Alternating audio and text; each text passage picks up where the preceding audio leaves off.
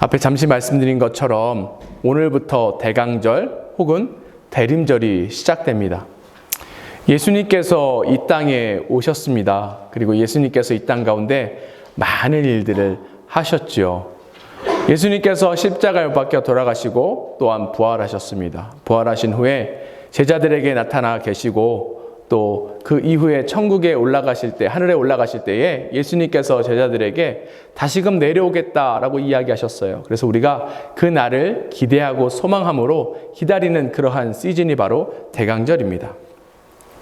크리스마스는 보면, 그 시즌을 보면 유독 쓸쓸해 보이고 또 어두워 보이고 차가워 보이고 합니다. 한겨울이니까 그러겠죠. 그런데 가끔 그것을 볼 때마다 제 마음속에 이런 생각이 드는데, 이것이 우리의 인생이 아닌가라는 생각도 들고 이것이 지금의 세상의 모습이 아닌가라는 그러한 생각도 듭니다.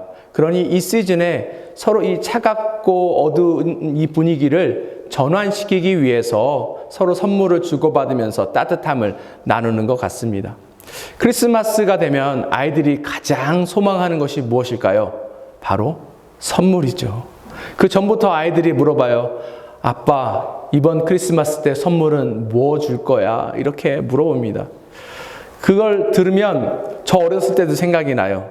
저도 저희 부모님에게 크리스마스 때 뭐 줄 거냐 물어보기도 했고 또 소망하기도 했습니다. 여기 계신 분들은 또 크리스마스 때 혹시 장성한 가족들이 찾아오지 않을까 이런 소망도 하고, 그 자녀들이 이제 좋은 소식을 줬으면 좋겠다라는 그런 소망도 있을 것입니다.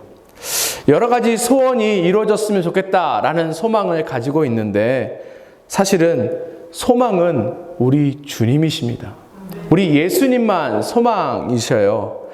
그게 무슨 의미일까요? 예수님이 우리가 갖고 있는 소원을 성취해 주시는 분이시기 때문에 예수님이 소망이라고 이야기하는 것인가? 그것은 아닙니다. 우리가 예수님을 소망이라고 부르는 그 이유는 예수님 그 자체가 소망이셔요. 뿐만 아니라 예수님께서 우리에게 약속하신 것들, 예수님께서 우리에게 베풀어 주시겠다고 하는 그 모든 것들을 예수님께서 해주시기 때문에, 그래서 우리가 예수님을 소망이다라고 이야기하고 그 소망 대신 예수님을 붙잡고 나아가는 것입니다. 오늘 본문을 보니까 소망 없이 절망 가운데 괴로워하는 그 한 여인이 있습니다. 이 여인 가운데 예수님께서 오셔서 소망을 건네주시는데 어떻게 이와 같이 하시는지에 대해서 함께 살펴보기를 원합니다. 첫 번째, 예수님이 우리의 소망이신데 그 이유는 예수님은 우리에게 약속을 해주시기 때문에 그렇습니다. 오늘 본문에 보니까 세상에서 가장 깊은 어둠 속을 걷고 있는 여인을 볼 수 있습니다. 이 여인은 성경에 의하면 과부다라고 이야기합니다. 남편을 잃어버렸다는 의미겠지요. 성경시대 때 가장 소외된 계층, 취약계층이 누군가 하면 고아와 과부와 나그네입니다. 왜냐하면 이 사람들은 스스로 경제활동을 할 수 없는 그런 상태에 있기 때문에 그래요. 그래서 성경이 늘상 이야기하는 것이 무엇인가 하면 이런 고아와 과부와 나그네를 사람들이 잘 돌봐줘야 된다라고 이야기합니다. 그러니 이 과부는 참 힘겨운 삶을 계속해서 살았던 것 같습니다. 그래도 이 여인이 이 과부의 삶을 사는 동안에 그래도 붙들고 나아갈 수 있는 부분이 있었어요. 왜냐하면 이 과부에게는 아들이 있었기 때문에 그렇습니다. 조금만 고생하고 또 조금만 이 어려운 시절이 지나가면 이 아들 때문에 경제적인 이익도 얻게 되고 이 아들이 장성하면 이 여인의 삶이 바뀔 것이다 라는 소망이 그 안에 있었기 때문에 그렇습니다. 근데 뭐가 문제가 되는지 모르겠지만 이러한 어려움 속에 처해 있던 이 과부에게 더 힘든 일이 찾아온 거예요. 무엇인가 하면 바로 그 독자가 죽게 된 것입니다. 12절 함께 보도록 하겠습니다. 성문에 가까이 이를 때에 사람들이 한 죽은 자를 메고 나오니 이는 한 어머니의 독자요 그의 어머니는 과부라 그 성에 많은 사람도 아들도 그와 함께 나오거늘. 이 당시에 과부를 돕는 사람들이 주변에 있었어요. 만약에 이 과부가 아들이 있으면 아들이 과부를 돕습니다. 사위가 있으면 사위가 이 아들을 도와요. 그런데 이 독자가 사라지게 되니 더 이상 이 과부를 도울 사람이 없게 되는 것입니다. 아들을 잃은 것도 슬픔이에요. 가족을 잃은 슬픔이 얼마나 크고 상심이 되겠습니까? 그런데 그보다 더 절망적인 상황은 그 여인을 앞으로 돌봐줄 사람이 세상에 아무도 없다라는 것이거든요. 이게 괴롭고 어려운 상황이 되는 것입니다. 더 이상 소망의 빛이 보이지 않게 된 거예요. 우리가 살다 보면 어려움을 겪을 때가 있죠. 우리에겐 다 업앤다운이 있습니다. 그런데 아무리 힘들더라도 우리가 버티고 인내하고 나아갈 수 있어요. 우리가 고국을 떠나서 이 땅에, 미국 땅에 와서 이민 생활한 지 꽤 오래됐죠. 이민 생활하면서 이민 생활이 쉽던가요? 아니에요. 쉽지 않아요. 남의 나라 와서 사는데 어떻게 쉽다라고 이야기할 수 있겠습니까?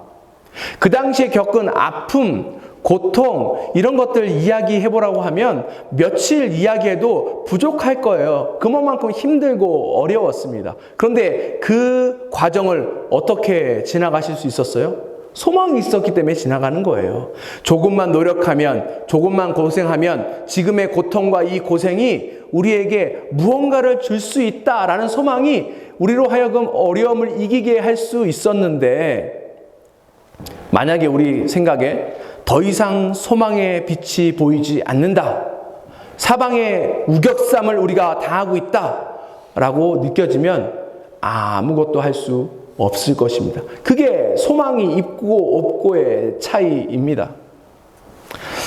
제 인생에 있어서 가장 어두웠던 시절을 한번 생각해 봤습니다. 그때가 저희 아버지께서 먼저 하늘나라 가셨을 때가 가장 어두웠던 것 같아요. 왜냐하면 저희 아버지라는 존재가 저에 있어서 굉장한 큰 지지대의 역할을 해 주셨기 때문에 그렇습니다. 이제 대학을 졸업하고 사회에 나아가야 할 나이에 무엇을 해야 될지도 잘 모르겠고 또 더 공부하고 싶은 마음이 있는데 그것을 경제적으로 또 서포트해 줄 분도 더 이상 있지 않고 그 여러 가지의 일들이 저를 굉장히 힘들고 어렵고 좌절하게 만들었던 것 같습니다. 어느 날 제가 혼자 있는데 왠지 모른 그러한 서러움이 북받치니까 눈물이 막 나기 시작하더라고요. 그래서 혼자 하염없이 울었습니다. 근데 그때 하나님께서 제 마음속에 어떤 한 음성을 주셨는데 무엇인가 하면 내가 너를 고아와 같이 여기지 아니하겠다, 이런 말씀을 주셨어요. 그 말씀이 저에게 얼마나 큰 소망이고 얼마나 큰 희망이 됐는지 모르겠습니다. 깜깜했던 제 인생 가운데, 어둠 속에 있던 제 인생 가운데 한 줄기 빛이 쫙 찾아오는 것과 같은 그러한 느낌이었습니다. 그때 이후로 하나님께서 얼마나 신실하게 제 삶을 인도해 주시는지 모르겠습니다. 오늘 이 절망 속에 있는 여인에게도 약속대로 주님이 지금 찾아오신 거예요. 어둠 가운데 있는 이 여인에게 소망 되신 주님이 오신 것입니다. 13절 보도록 하겠습니다. 주께서 과부를 보시고 불쌍히 여기사 울지 말라 하시고. 지금 예수님께서 이 과부에게 오셔서 뭐라고 이야기하셔요? 울지 말라, 울지 말라 이야기하십니다. 왜 울지 말라 이렇게 이야기하셨을까요? 예수님께서 이 과부의 상황을 다 아신다는 거예요. 과부의 그 마음을 다 헤아리신다는 거예요. 얼마나 슬프고 얼마나 괴롭고 얼마나 원통하고 얼마나 절망적인지를 다 안다는 것입니다. 그런데 거기서 멈추는 게 아니라 울지 말라 하신다는 의미는 뭐예요? 그 눈물을 닦아주신다는 것이죠. 계시록에도 우리에게 이와 같은 약속이 있습니다. 요한계시록 21장 4절 보도록 하겠습니다. 모든 눈물을 그 눈에서 닦아주시니 다시는 사망이 없고 애통하는 것이나 곡하는 것이나 아픈 것이 다시 있지 아니하리니 처음 것들이 다 지나갔음이라. 과부 옆에 주변에 지금 사람들이 많이 있다고 하는데 이 사람들 역시 과부의 이 딱한 처지를 보고 불쌍해서 그 옆에 있었겠지요. 그런데 그 사람들, 아유 어쩌면 좋아, 어쩌면 좋아. 참 안타깝네, 안타깝네. 손잡아주고 같이 울어주고. 근데 이것이 이 여인에게 위로가 됐을까요? 뭐 어느 정도 됐을 수 있지만 아예 그 아픔의 근원을 치료할 수는 없었을 것입니다. 그런데 주님께서 오셔서 지금 이야기하시는 거예요. 눈물 흘리지 마라, 울지 마라 하면서 눈물을 닦아주시는데 예수님께서 울지 말라라고 이야기하는 것은 우리가 누군가 울고 있을 때 울지 마세요 하는 것과 다릅니다. 우리는 울지 마세요가 그냥 위로의 차원에서 건네는 말이지만 예수님께서 울지 마라 라고 이야기하시면 그 이후에 무언가를 행하시겠다라는 것을 의미하는 거예요. 더 이상 슬퍼하지 마라. 그 모든 것들을 해결해 주겠다. 더 이상 좌절하지 마라. 그 부분을 해결해 주겠다. 지금 주님께서 그렇게 이야기해 주시고 있는 것입니다. 이것이 이 여인에게 소망으로 다가오는 거예요. 그러니 이 여인이 위로받게 되는 것입니다. 생각해 보세요. 지금 이 여인이 슬픔과 탄식 가운데 빠졌습니다. 이것을 리플레이스 할 수 있는 감정이 뭐가 있어요? 이것을 바꿀 수 있는 감정이 뭐가 있습니까? 슬플 때 어떤 감정이 생겨야 이 슬픔을 이겨낼 수 있어요? 기쁨이에요, 기쁨. 이 슬픔 가운데 있는, 아픔 가운데 있는 여인에게 예수님께서 지금 약속해 주시는 것은 뭐라고요?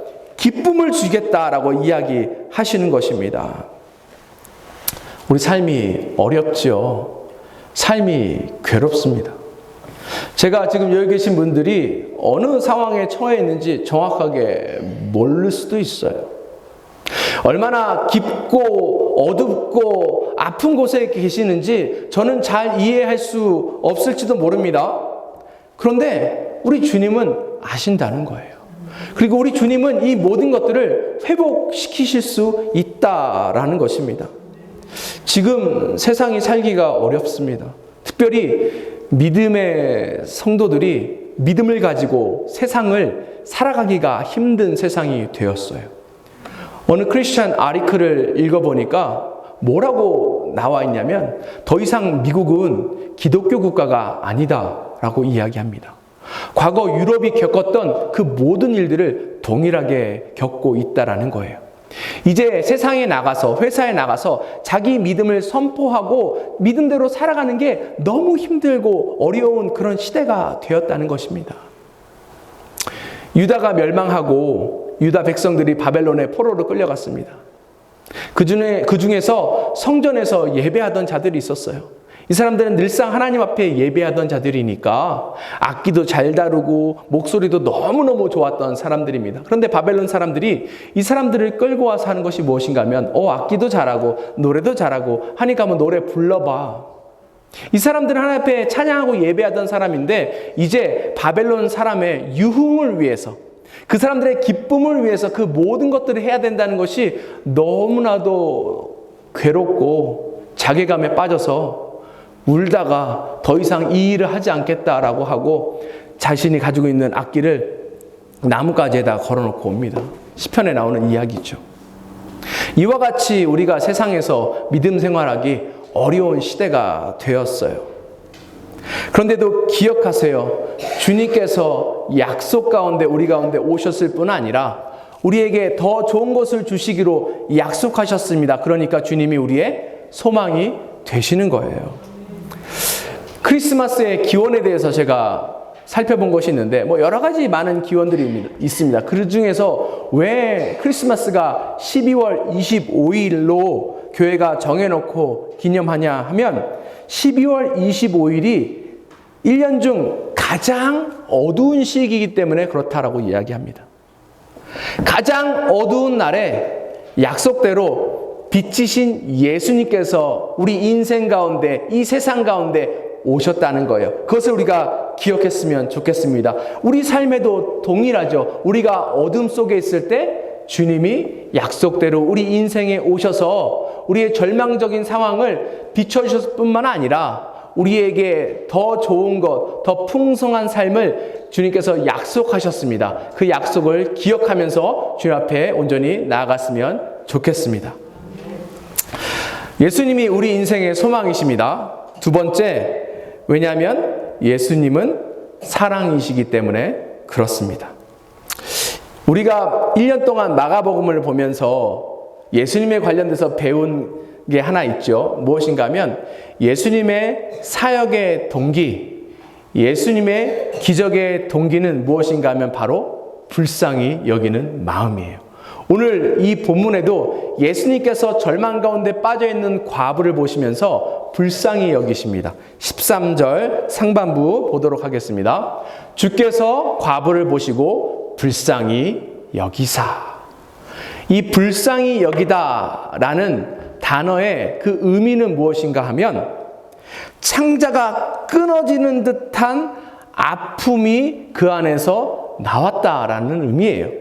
예수님께서 절망 가운데 있는 이 여인을 보실 때 어떤 마음을 갖고 계신가 하면 그 창자가 끊어지는 듯한 그런 아픔을 갖고 계신다는 것입니다. 사실 이 단어가 우리나라 말에 있어요. 똑같은 의미를 가지고 있는 단어가 있습니다. 무엇인가 하면 애타다. 국어사전에 애타다라는 단어의 뜻이 안타까워서 창자가 타는 것처럼 마음이 죄이다 이렇게 쓰여 있습니다. 동일한 거예요. 동일한 의미예요. 그러니 우리가 이 말씀을 읽을 때에 주께서 과부를 보시고 애가 타서 여기사 이렇게 우리가 번역을 해도 괜찮습니다. 예수님이 지금 애가 타시는 거예요. 창자가 끊어지는 것처럼 보입니다. 왜요? 이 과부의 상황이 너무너무 안타깝기 때문에 그렇습니다. 그런데 잘 살펴보시기 바랍니다. 주님이 이 여인을 불쌍히 여기는 이유가 이 여인이 과부이기 때문에 불쌍히 여기는 게 아니에요. 이 당시에 과부가 이 사람 하나였을까요? 아니에요. 옛날에는 과부가 많습니다. 왜요? 옛날에는 전쟁들이 많이 일어났거든요. 전쟁이 일어나면 남자들은 다 군대 끌려갑니다. 그러면 거기서 죽게 되겠죠. 그러니 예전에는 과부들이 많았어요.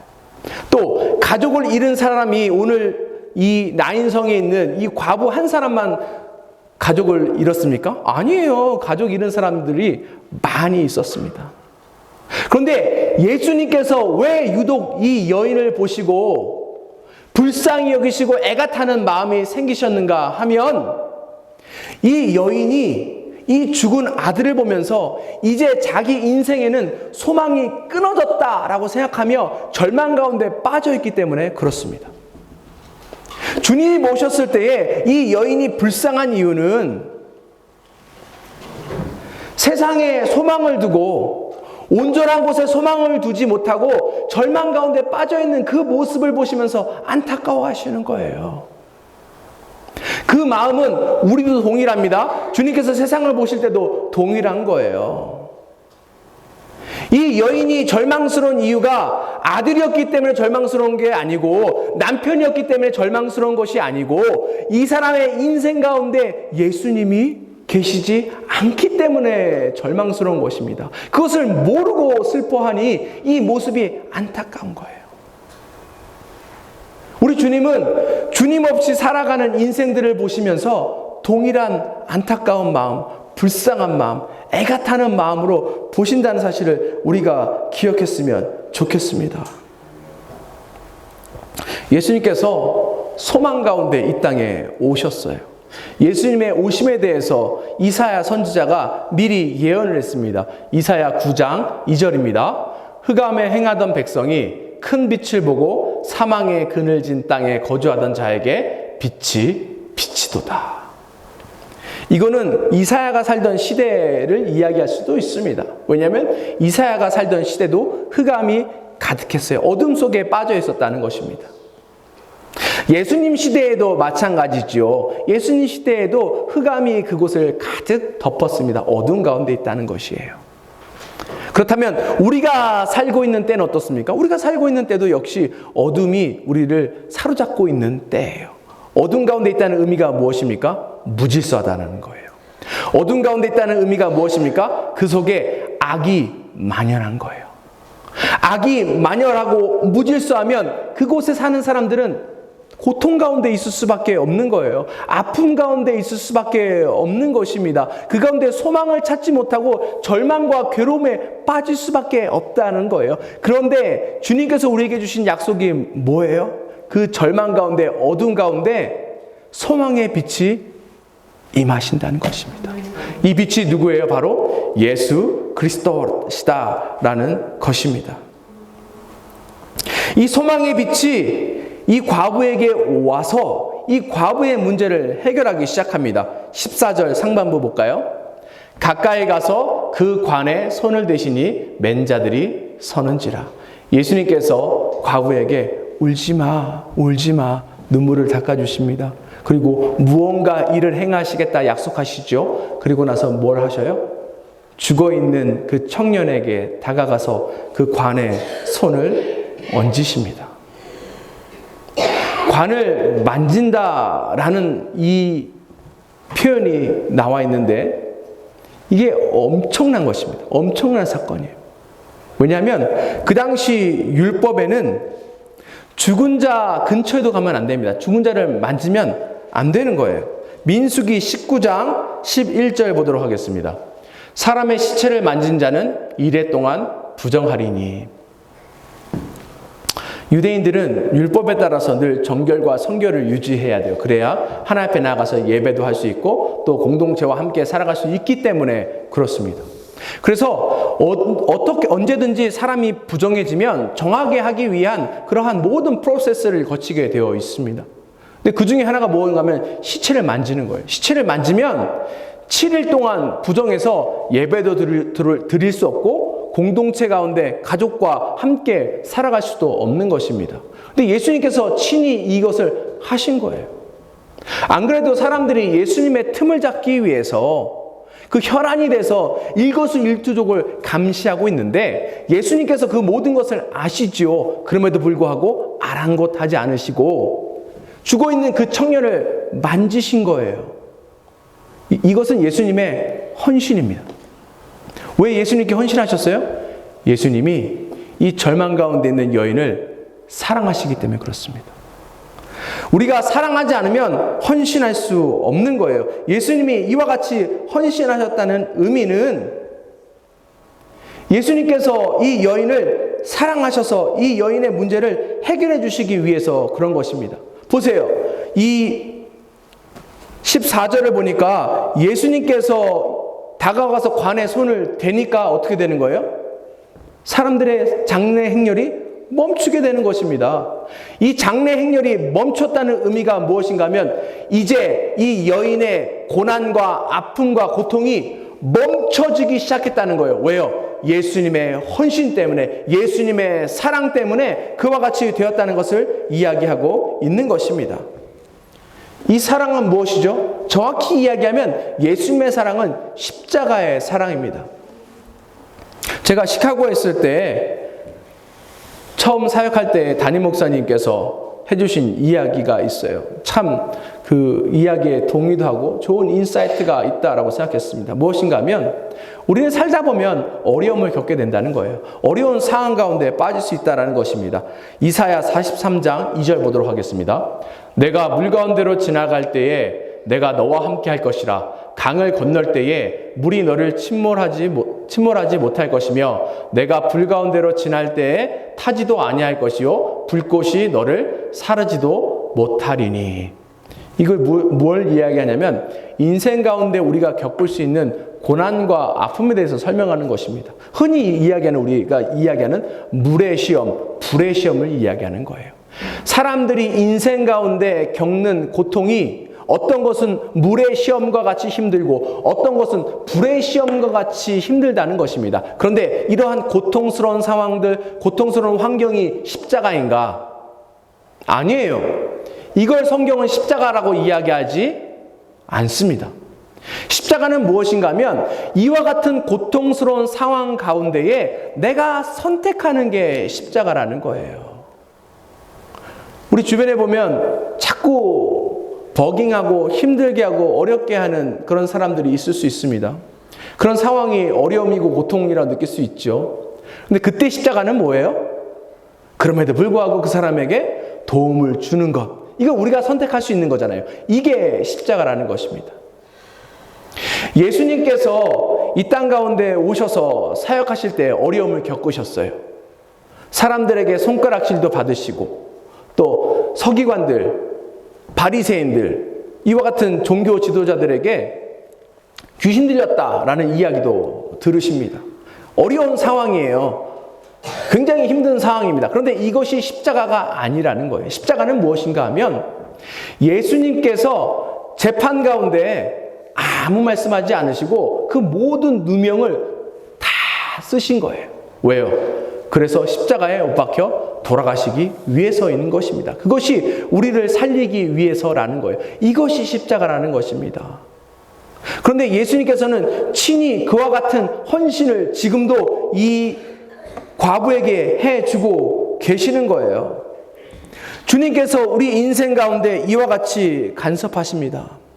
우리가 골방에 쪼그리고 앉아서 흐느끼며 신음하고 있을 때에 주님께서 우리 인생을 그냥 지나치지 않으시고 우리 인생 가운데 찾아오셔서 간섭하셔요. 이게 사랑입니다. 이와 같은 사랑으로 우리를 붙들어 주시는 거예요. 기도할 힘조차 없어서 힘들어할 때에 주님께서 우리의 손 붙잡아 주시는 것입니다. 도저히 일어날 힘이 하나도 없는 그 순간에 주님께서 오셔서 우리에게 힘을 더하셔서 일어나게 하시는 거예요. 절망적인 상황 가운데서도 주님께서 찾아오셔서 우리에게 손을 내밀어 주십니다. 왜요? 주님께서 우리를 사랑하시기 때문에 그래요. 그래서 주님이 우리의 소망 되심을 기억했으면 좋겠습니다. 예수님께서 우리의 소망이신 마지막 이유는 무엇인가 하면 예수님께서 우리를 회복시키시기 때문에 그렇습니다.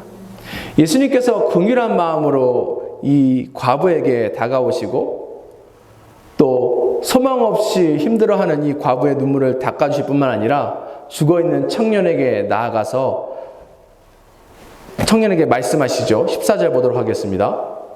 가까이 가서 그 관에 손을 대시니 맨자들이 서는지라 예수께서 이르시되 청년아 내가 내게 말하노니 일어나라 하시매. 예수님이 지금 뭐라고 명령하셔요?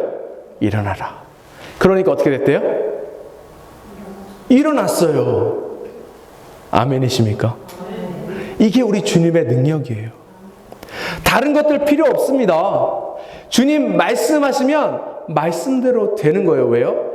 그러한 권세가 주님의 안에 있기 때문에 그렇습니다. 죽은 자에게 일어나라. 주님 말씀하시니까 바로 일어나게 되는 것입니다. 슬퍼하고 애통하는 과부에게 주님께서 오셔서 울지 말라라고 이야기하면서 약속하셨죠. 그 약속을 지금 해결해 주시는 거예요. 어떻게 해요? 죽어간 아들을 다시 살려서 그 어머니 품에 안겨준 것입니다. 이러니 이 여인은 이제 소망을 찾아가게 된 거예요. 예수님께서 과부의 이 상한 감정을 지금 회복시키셨습니다. 그리고 심리적인 그 불안감도 오늘 예수님께서 이 아들을 살림으로 인해서 회복시켜 주신 거예요. 또 남편을 잃고 아들을 잃고 그렇게 나아간 과부이다 보니 세상 사람들이 또 얼마나 손가락질 하겠습니까? 그런 사회적인 어려움 역시 주님께서 지금 단번에 해결해 주신 것입니다. 이 여인의 깨어진 인생을 주님께서 지금 회복시켜 주신 거예요. 그런데 무엇보다 가장 큰 은혜는 무엇인가 하면 이 여인의 영적인 그 부분 역시 주님께서 지금 회복시켜 주셨다는 것입니다. 예수님께서 한 인생 가운데 간섭해서 그 인생 가운데 찾아오실 때에 이와 같이 인생이 회복되는 거예요. 그런데 우리는 살다 보면 이와 같은 극적인 일이 우리 인생 가운데 나오지 않으니까 주님이 그와 같이 일하시지 않을 수도 있다라고 생각할 수 있을 수도 있습니다. 성경에는 좀 극적인 예들이 나오기 때문에 그래요. 그런데 그렇지 않습니다. 이 성경은 우리 모든 사람의 인생 가운데 주님께서 이와 같이 찾아오셔서 그 인생을 간섭하시고 회복시키신다 말씀하셔요. 에베소서 2장 1절에서 5절까지 보도록 하겠습니다. 그는 허물과 죄로 죽었던 너희를 살리셨도다. 그때 너희는 그 가운데서 행하여 이 세상의 풍조를 따르고 공중의 권세 잡은 자를 따랐으니 곧 지금 불순종의 아들들 가운데 역사하는 영이라.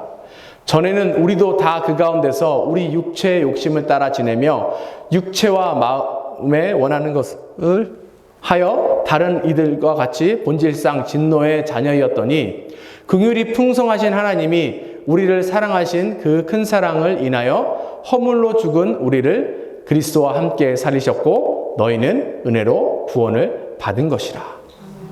예수님을 만나기 전에 인생에 대해서 이야기하고 있습니다. 예수님 만나기 전에 세상에 있는 모든 인생은 뭐예요? 허물과 죄로 죽어있는 그러한 인생이라는 거예요.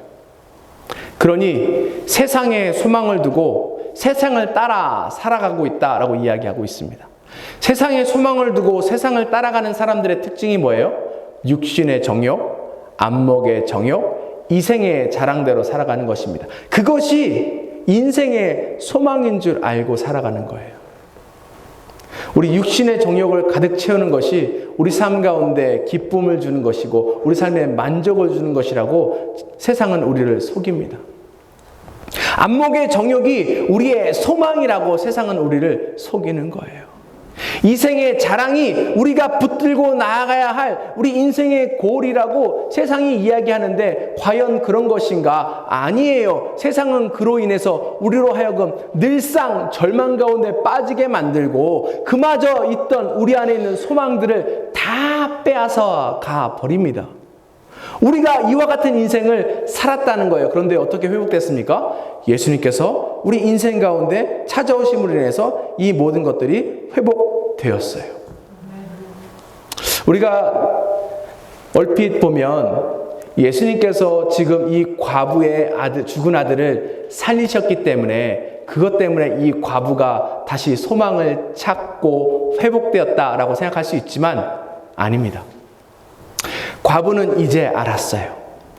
절망 속에 빠져 있을 때에 예수님께서 오셔서 그의 인생 가운데 간섭해 주셨기 때문에 비록 아들이 살아 돌아왔지만 더 이상 아들이 그의 소망이 아니라는 것을 알게 되었어요. 아들이 그에게 공급해 줄 그것이 그녀의 소망이 더 이상은 아니라는 것을 알게 되었습니다. 무엇을 알게 된 거예요?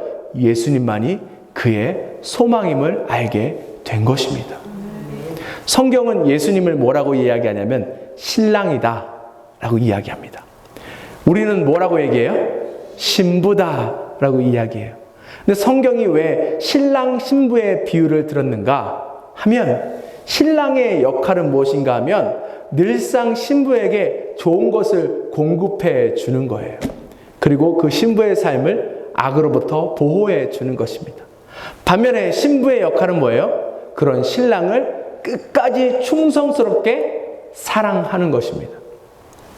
예수님께서 우리의 신랑 되신다는 의미는 무엇인가 하면 예수님께서 늘상 우리 삶 가운데 간섭하셔서 우리의 필요를 채워주신다는 거예요. 예수님께서 주시는 그 공급함 때문에 우리는 늘 소망 가운데 살아갈 수 있다는 것을 의미하는 것입니다. 그런데 문제는 뭐예요? 참 신랑이신 예수님을 세상은 모른다는 거예요. 그리고 가끔씩 우리도 착각하고 있다라는 것입니다. 세상이라는 다른 신랑이 훨씬 더 우리에게 많은 것을 공급해 줄 수 있다라고 생각해서 자꾸 세상으로 나아가서 세상에서 소망을 찾아 떠나는 것입니다. 그러니 어떻게 돼요? 그 인생이 불행해질 수밖에 없고 그 인생이 아플 수밖에 없고 고통 가운데 처할 수밖에 없는 것입니다. 참 신랑 되신 주님께서 우리의 모든 불행, 우리의 모든 아픔을 해결해 주시고 회복시킬 줄 믿습니다. 그렇게 나아갈 때에 주님께서 우리의 소망 되심을 날마다 경험할 수 있을 것입니다. 말씀을 마무리하겠습니다. 예수님께서 절망 속에 있던 이 과부에게 와서 이 과부의 인생을 회복시켜 주십니다. 잃어버렸던 아들도 찾아주시고 그와 동시에 진정한 소망이 누구인지도 알려주셨어요. 근데 성경에 보니까 예수님과 과부 딱 두 사람이 있는 것이 아니라 수많은 사람들이 함께 있었다라고 이야기하는데 이 함께 있었던 사람들이 동일하게 이 모든 것들을 다 다 지켜봤습니다. 그러니 이 모든 사람들도 예수님이 누구시고 또 예수님이 진정한 소망이심을 알게 되었던 거예요. 이 사람들이 뭐라고 고백하는가? 마지막으로 16절 함께 보도록 하겠습니다. 모든 사람이 두려워하며 하나님께 영광을 돌려 이르되 큰 선지자가 우리 가운데 일어나셨다 하고 또 하나님께서 자기 백성을 돌보셨다 하더라. 지금 사람들이 뭐라고 이야기해요? 마지막에 보니까 하나님께서 자기 백성을 돌보셨다. 근데 이 돌보다라는 단어에 그 의미 가운데 어떤 의미가 있냐면 찾아오다라는 의미가 있습니다. visit라는 그런 뜻을 가지고 있는 거예요. 그러니 우리가 어떻게 해석할 수 있냐면 하나님께서 자기 백성에게 찾아오셨다라고 해석해도 괜찮습니다. 하나님께서 우리 인생 가운데 찾아오셨어요. 왜 찾아오셨어요? 우리를 사랑하셔서 찾아오신 거예요. 우리가 절망 가운데 빠져있기 때문에 찾아오신 것입니다. 우리를 회복시키시기 위해서 찾아오셨다는 것입니다. 만약에 우리가 지금 절망 가운데 빠져있다, 어려움에 빠져있다, 고통 속에 빠져있다, 기억하시기 바랍니다. 우리 개인의 인생뿐만 아니라 교회가 역시 어려움 가운데, 고통 가운데 빠져있다면 우리가 이 부분을 기억해야 돼요. 이미 주님께서 이 땅 가운데 찾아오셨습니다. 이미 주님께서 우리 인생 가운데 찾아오셨습니다. 이 주님이 우리를 회복시키실 거예요. 이 주님이 끝까지 우리를 사랑하실 것입니다. 이 주님이 우리 가운데에 소망의 빛을 비춰주셔서 우리를 통해 이 참빛이 세상 가운데 온전히 퍼지게 될 것입니다. 우리 예수 그리스도의 빛이 소망이심을 날마다 증거하며 나갈 수 있는 우리를 낼 수 있었으면 좋겠습니다. 기도하겠습니다.